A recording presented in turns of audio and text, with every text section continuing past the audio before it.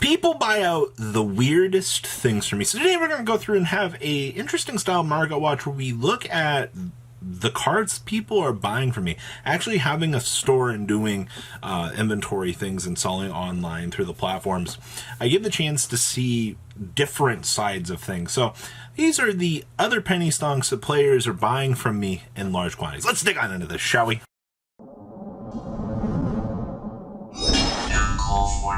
38.3% of you are not subbed to the channel. Come on, hit that subscribe button so we can get to frickin' 95,000.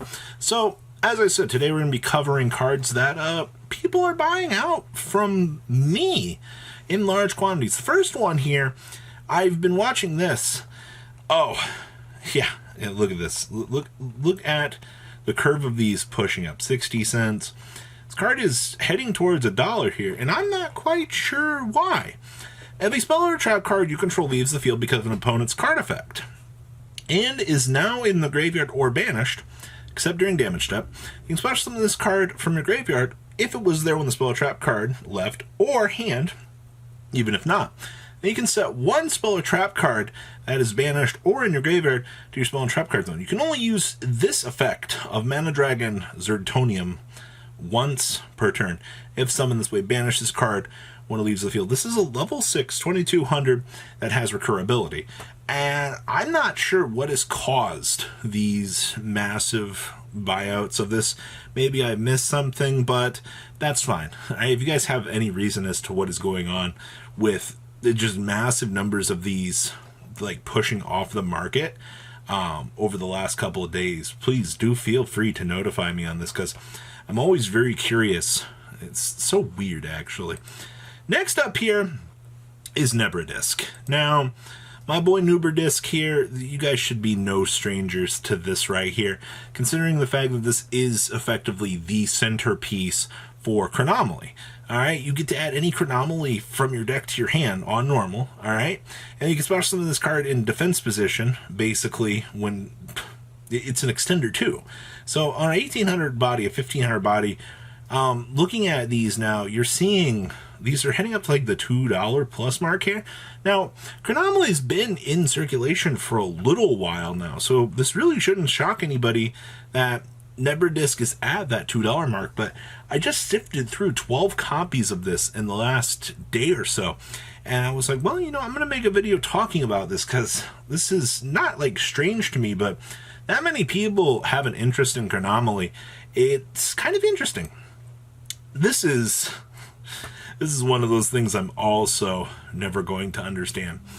I've sold 70 copies of Dogman in the last 2 weeks. Now, I understand that it is effectively the budget danger card. It is level 7, and it's a Beast Warrior. I don't know what we really care about all those things. Do we care about the power down, or do we just care about the fact that it acts as another name at the end of the day for dangers? I'm not too sure, but once again, people are eating up large quantities of these. For why? I don't know. Alright. Like, yeah, they're like 50 cents plus shipping. So, I don't get this one. I'm really never going to. Breaker, the Dark Magical Warrior. This is another one of them. This card is almost someone place 2 spell counters on this. It's a level 6. When this card's pendulum, someone place 3 spell counters on it. This card gains 400 attack for each spell counter. Alright, you can remove 1 spell counter from this card, trigger 1 spell trap on the field, destroy that card. It's a once per turn pop. Is it because that it's an old OTS 10 card? But these are 40 to 50 cents. And the people that are coming through are buying them one at a time. So it's multiple people that have an interest in this, which is even stranger to me. Alright, are they just playing this as a tech choice? Did I miss something that Triff said along the way about Breaker, the Dark Magical Warrior, being massively impactful? I don't know.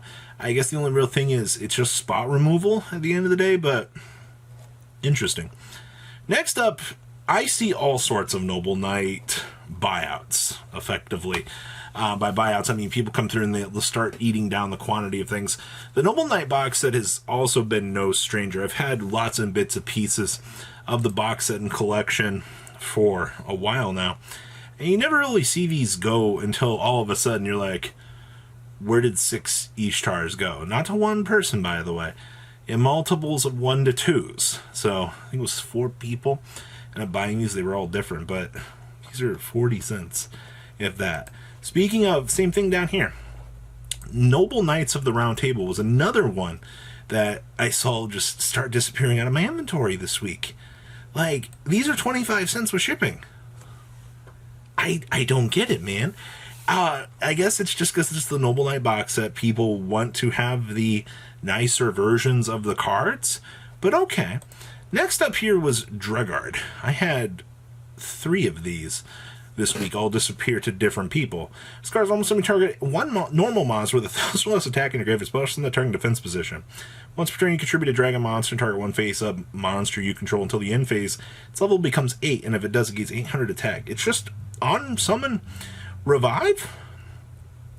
Yeah, between like direct buying and this, so strange. I guess we are hitting up to about the $1 range here, which, interesting, okay. Odd Eyes Dragon cards. Now, you guys look at a lot of these, like this, look, $7 effectively.